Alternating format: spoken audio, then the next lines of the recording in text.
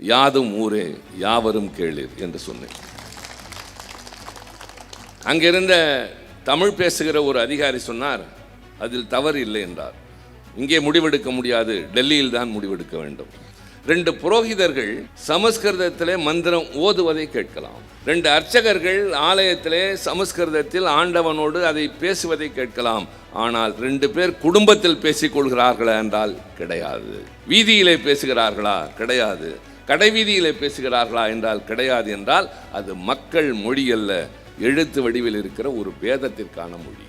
நான் இங்கு வந்திருக்கக்கூடிய பெற்றோரை கேட்டுக்கொள்வேன், தயவு செய்து உங்கள் வீட்டு பிள்ளைகளை அழைத்து இன்று நாளை தயவு செய்து தமிழ்த்தாய் வாழ்த்து சொல்லு என்று சொல்லுங்கள். எத்தனை பேர் சரியாக சொல்கிறார்கள் என்று பாருங்கள். இல்லாவிட்டால் சொல்ல வையுங்கள். திராவிடம் என்ற சொல் வருவது ஆளுநருக்கு பிடிக்காது. அதனால் என்ன, திராவிடம் இல்லாமலா போகும்? ரவி வேண்டுமானால் இங்கிருந்து இல்லாமல் வேறு ஊருக்கு போவாரே தவிர திராவிடம் இருந்து கொண்டுதான் இருக்கும். தமிழ் எப்போது தோன்றியது என்ற நிலைக்கு வருகிறார். எட்டி போகிறது. இப்போது கீழடி ஆராய்ச்சியில் கிடைத்திருக்கிற உண்மை, 3500 ஆண்டுகளுக்கு முன்னால் தமிழன் நகர்ப்புற நாகரிகத்தோடு வாழ்ந்தான். தமிழன் 3500 ஆண்டுகளுக்கு முன்னால் நிரூபித்திருப்பது கீழடி. அந்த அறிக்கையை ஏற்றுக்கொள்ள மறக்கிறது ஒன்றிய அரசு. போராடி பார்க்கிறோம் நாங்கள் நாடாளுமன்றத்தில், அவர்கள் இன்னும் இசைவு தெரிவிக்கவில்லை. நாளொன்று வரும், டெல்லி பட்டணம் எங்கள் கைக்கு வரும், தமிழனின் வரலாறு நிலைநிறுத்தப்படும். GRC jewellers Kanchipuram. வாடிக்கையாளர் அனைவருக்கும் இனிய பொங்கல் நல்வாழ்த்துக்கள். 23 ஆண்டுகளுக்கு பின்னால் நான் உடுமலையில் உங்கள் முன்னால் நிற்கின்றேன்.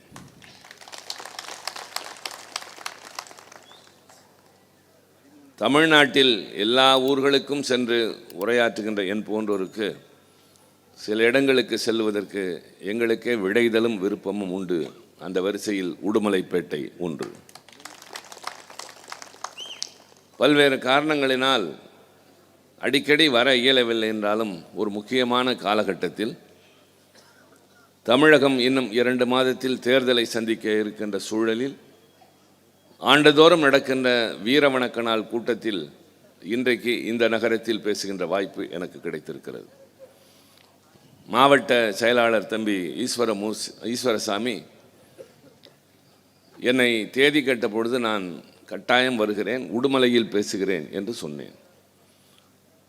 பின்னர் தலைமை கழகத்திலே சொல்லி அறிவிக்கிற போது என்னை இந்த ஊருக்கு அறிவிக்க சொன்னேன். அதற்கு முக்கியமான காரணம், இந்திய எதிர்ப்பு போர்க்களத்தில் அதிகமான அளவிற்கு உயிர் நீத்தவர்களின் எண்ணிக்கையில் சொல்லி முடியாத அளவிற்கு துப்பாக்கிச் சூட்டிலே பலியானவர்கள் பொள்ளாச்சியிலும் பெருமாநல்லூரிலும் உடுமலைப்பேட்டையிலும். அப்படிப்பட்ட இந்த களத்தில் பதற்றம் தொற்றிக்கொண்டு இந்த தமிழகத்தை மட்டுமல்ல இந்தியாவையே உலுக்கிய உடுமலையில் உங்கள் முன்னால் நான் நிற்கின்றேன். மொழிக்காக உயிர் நீத்த ஒரு பெரும் வரலாறு தமிழ்நாட்டில்தான் முதலாக உருவானது. இந்தியாவை ஆண்டு கொண்டிருக்கின்ற அரசு தட்டுத்தடுமாறி திகைத்து நின்றது அந்த போர்க்களத்தின் போதுதான். ஏன் ஜனவரி 25, ஏன் 64, 65 குறிப்பிடுகிறோம்? அந்த நாளில் எதற்காக இதை கடைபிடிக்கிறோம் என்பதற்கு முன்னால் சிலவற்றை இங்கே சொல்லியாக வேண்டும். எனக்கு முன்னால் தம்பி சண்முக சுந்தரமும் தம்பி ஈஸ்வரசாமியும், அதற்கு முன்னால் பிரார்த்தனாவும் இளையகோபாலும் உங்கள் முன்னால் பேசியிருக்கிறார்கள். பல்வேறு செய்திகளை சொல்லியிருப்பார்கள். நான் உங்களுக்கு சொல்ல வேண்டும், நம்முடைய அடையாளம் என்ன என்றால், நான் தமிழன். தமிழன் என்றால் எப்படி என்றால், நான் தமிழ் மொழியை தாய்மொழியாக கொண்டதால் தமிழன் என்ற இனம் எனக்கு வருகின்றது. நன்றாக ஒன்றை கவனியுங்கள், உலகத்திலே உள்ள எல்லா மொழிகளுடைய பெயர்களையும் பாருங்கள். இங்கிலீஷ் இங்கிலாந்து நாட்டினுடைய மொழி, பிரெஞ்சு பிரான்ஸ் நாட்டினுடைய மொழி, ஜெர்மனி நாட்டினுடைய மொழி, ஜாப்பனீஸ் ஜப்பான் நாட்டினுடைய மொழி, சைனீஸ் சீன நாட்டினுடைய மொழி. ஆனால் தமிழ் வழியில்தான் தமிழ் நாடு வருகிறது, தமிழன் வருகிறது, தமிழன் என்ற இனம் வருகின்றது. என்றால் மொழியின் வழியாக எல்லாம் வருகின்றது. ஐநா மன்றத்திற்கு நான் சென்றிருந்த பொழுது எனக்கு என்ன பேச வேண்டும் என்று என்னுடைய உரை தயாரித்து தரப்பட்டது. பொதுமகா சபையில் பேசுகிற வாய்ப்பு. 10 பேர் செல்கிறோம் என்றால் யாருக்கும் பொது சபையிலே பேசுகிற வாய்ப்பு கிடைக்காது. எல்லோருக்கும் குழுவில் பேசுகிற வாய்ப்பு கிடைக்கும். இப்போ இருக்கியாப்பா? இல்லை, நீங்கள் உங்களுக்கு இனிமேல் தான் வரும். அது சுற்ற யாருக்காவது எப்பொழுதாவது தான் வரும். அப்படி அங்கே செல்கிற போது கூட குழுக்களில் பேச அனுமதிப்பார்கள். பெரிய சபை என்று சொல்லக்கூடிய 193 நாடுகளும் உட்காருகிற அவையில் பேசுகிற வாய்ப்பு ரொம்ப அரிதானது. நான் 2 முறை சென்றிருக்கிறேன். 2 முறையும் எனக்கு அங்கே பேசுகிற வாய்ப்பினை தந்தார்கள். இந்த முறை நான் சென்ற பொழுது எனக்கான உரை தரப்பட்டது. நான் அதை வாங்கி படித்து பார்த்தேன். அதில் கடைசியாக இருந்த வார்த்தைகள் என்னவென்றால், ஆங்கிலத்தில் இருந்த அந்த உரையில் வசுதேவ குடும்பகம் என்று இருந்தது. இதனுடைய பொருள் என்ன என்று கேட்டேன். அது சமஸ்கிருத வார்த்தை. உலகம் ஒரு குடும்பம் என்றார்கள். இத்தோடு நான் ஒன்றை சேர்த்து கொள்ளலாமா என்றேன். அப்படி சேர்க்க முடியாது.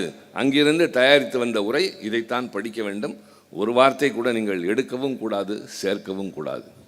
நான் சொன்னேன், என் கருத்தை சொல்கிறேன், நீங்கள் தயவு செய்து பரிசீலியுங்கள் என்று கொஞ்சம் உறுதியாக நின்றேன். பிடிவாதமாக அல்ல, உறுதியாக நின்றேன். என்ன என்று கேட்டார்கள். யாதும் ஊரே யாவரும் கேளீர் என்று சொன்னேன். அங்கிருந்த தமிழ் பேசுகிற ஒரு அதிகாரி சொன்னார், அதில் தவறு இல்லை என்றார். இங்கே முடிவெடுக்க முடியாது, டெல்லியில் தான் முடிவெடுக்க வேண்டும். அனுப்பினார்கள்.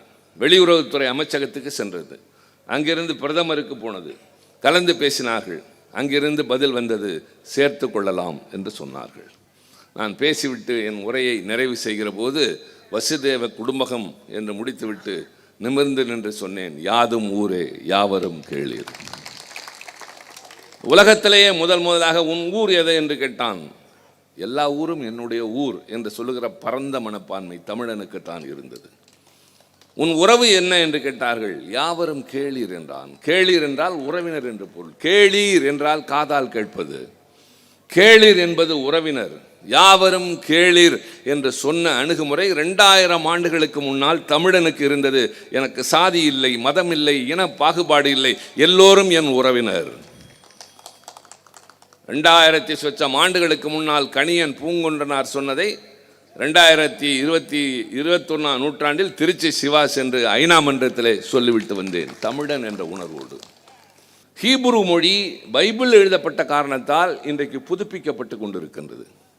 சீன மொழியினுடைய எழுத்துக்கள் பட வடிவில் இருக்கும். அவ்வளவு எளிதாக யாராலும் பின்பற்ற முடியாது. அவர்கள் தங்களோடு நிறுத்தி கொண்டார்கள். அது உலகத்தில் பெருமளவிற்கு பரவவில்லை. சமஸ்கிருத மொழி நம்முடைய நாட்டின் ஒரு மூத்த மொழி. ஆனால் அது வேதம் எழுதிய மொழி.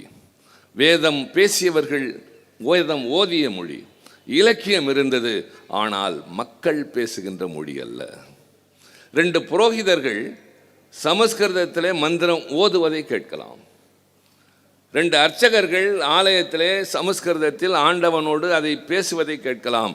ஆனால் 2 பேர் குடும்பத்தில் பேசிக்கொள்கிறார்களா என்றால் கிடையாது. வீதியிலே பேசுகிறார்களா? கிடையாது.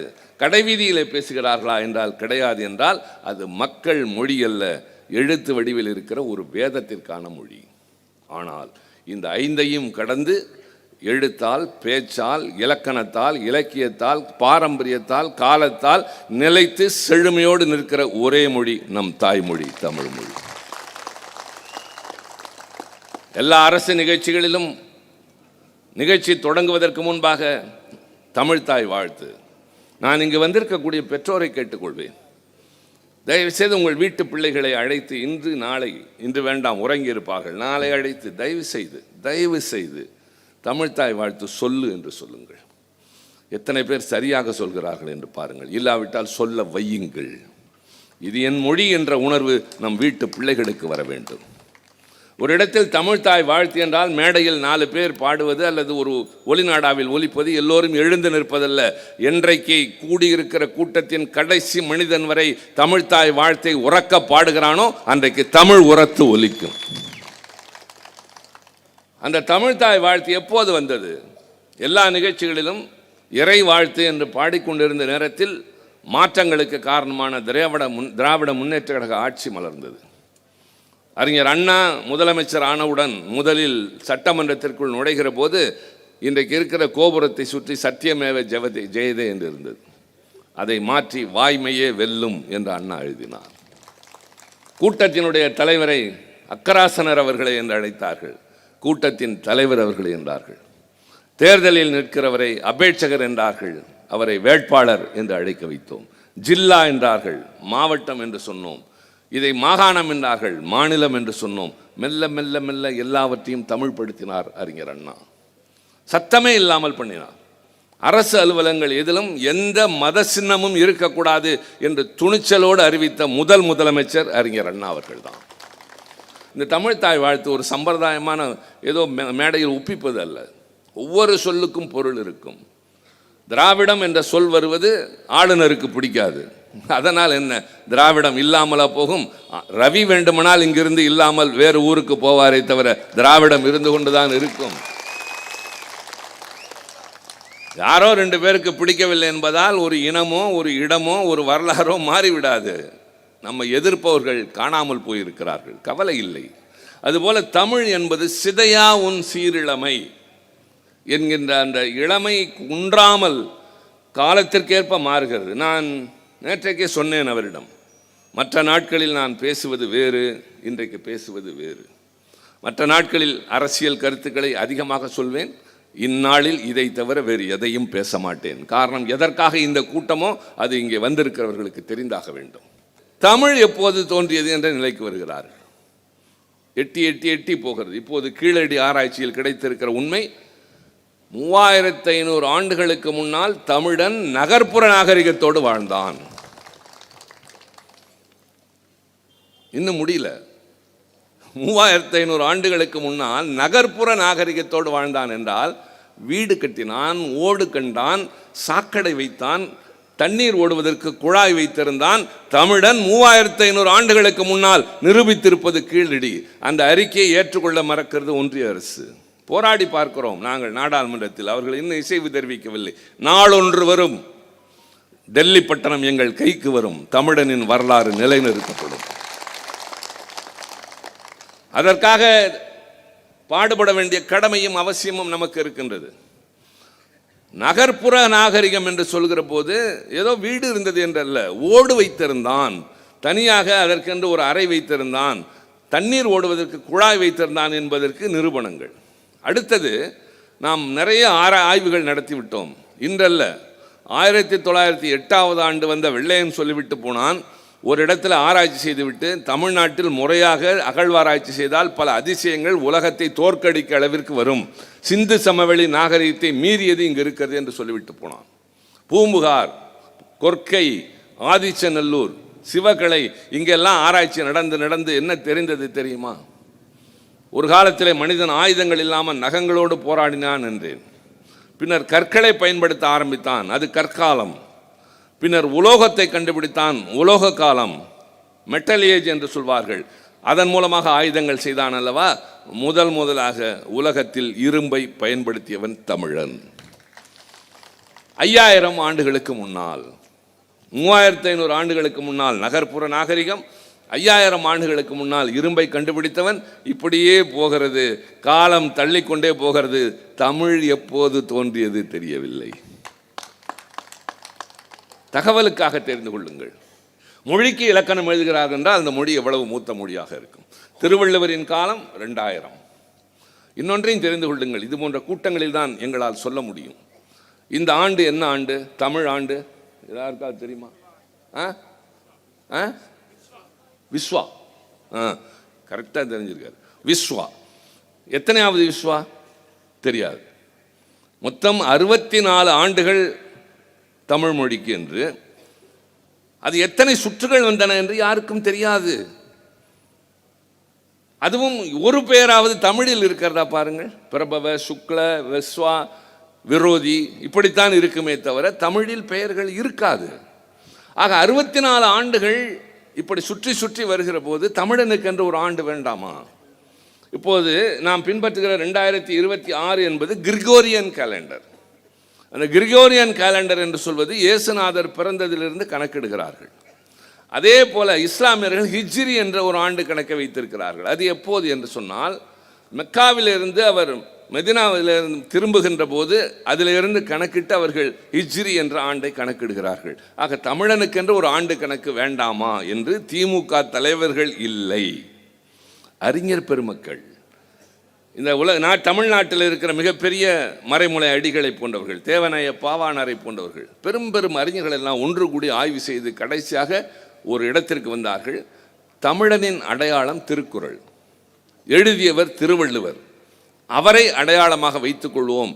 அவர் எப்போது பிறந்தார் என்று ஆய்ந்தபோது நமக்கு தெரிந்து ஆராய்ச்சி ரீதியாக நிரூபிக்கப்பட்ட உண்மை, இயேசு பிறப்பதற்கு 31 ஆண்டுகளுக்கு முன்னால் பிறந்தவர் திருவள்ளுவர். யாராவது உங்களை பார்த்து எத்தனையாவது திருவள்ளுவர் ஆண்டு என்று கேட்டால் தயவு செய்து இனி விழிக்காதீர்கள். இந்த கூட்டத்திற்கு பின்னால் இனி தமிழர்கள் உடுமலைப்பேட்டையில் சொல்லலாம், திருவள்ளுவர் ஆண்டு இப்போது எத்தனை என்று கேட்டால் 2056 என்று சொல்லலாம். 26ஓடு 31 கூட்டினால் 57. எந்த ஆண்டு பின்பற்றுகிறோமோ அதோடு 31 சேர்த்து சொல்லுங்கள், அதுதான் திருவள்ளுவர் ஆண்டு. தமிழன் பெருமையோடு சொல்ல வேண்டும், என் ஆண்டு கணக்கு பிரபவ சுக்லா அல்ல, நான் எந்த ஆண்டு பிறந்தேன் எனக்கு தெரியாது, என் தாய் தந்தை எப்போது எத்தனை முறை பிறந்தார்கள் எனக்கு தெரியாது, வயதை கணக்கிட முடியாது. ஆனால் திருவள்ளுவர் ஆண்டு 2057 என்று சொன்னால் அதற்கு முன்னால் இத்தனை ஆண்டுகளுக்கு முன்னால் பிறந்தேன் என்று சொல்லலாம். தமிழர்கள் இனி பின்பற்ற வேண்டிய ஆண்டு திருவள்ளுவர் ஆண்டு என்பது. திருவள்ளுவர் எழுதியதை போல் உலகத்தில் யாரும் எழுதவில்லை. அதே போல நீதி நெறி நூல் கிடையாது. எந்த மதம், எந்த சாதி, எந்த மனிதன், எந்த நாடு கிடையாது. எல்லோருக்கும் சேர்த்து மனித குலத்திற்காக நூல் எழுதியவர் திருவள்ளுவர். அதில் ஒரு இடத்துல கூட தமிழ் என்ற வார்த்தை வராது, தமிழ்நாடு என்ற வார்த்தை வராது. அடையாளமே இல்லாமல் உலகத்தின் ஒட்டுமொத்த மனித குலத்திற்காக எழுதிய திருவள்ளுவர் வாழ்ந்தது 2000 ஆண்டுகள், தொல்காப்பியன் வாழ்ந்தது 2500 ஆண்டுகள், நகர்ப்புற நாகரிகம் 3500 ஆண்டுகள், இரும்பை கண்டுபிடித்தது 5000 ஆண்டுகள். இப்படியே போகிற போது கடைசியாக ஒரு கட்டத்திற்கு வந்து முடித்தார்கள். அதைத்தான் சொன்னேன், உலகம் எப்போது தோன்றியது என்ற வரிசையில் கல் தோன்றி மண் தோன்றா காலத்தே முன் தோன்றிய மூத்த குடி தமிழ் குடி. ஜிஆர்சி ஜுவல்லர்ஸ் காஞ்சிபுரம் வாடிக்கையாளர் அனைவருக்கும் இனிய பொங்கல் நல்வாழ்த்துக்கள். மின்னம்பலம்.com தமிழின் முதல் மொபைல் பத்திரிகை.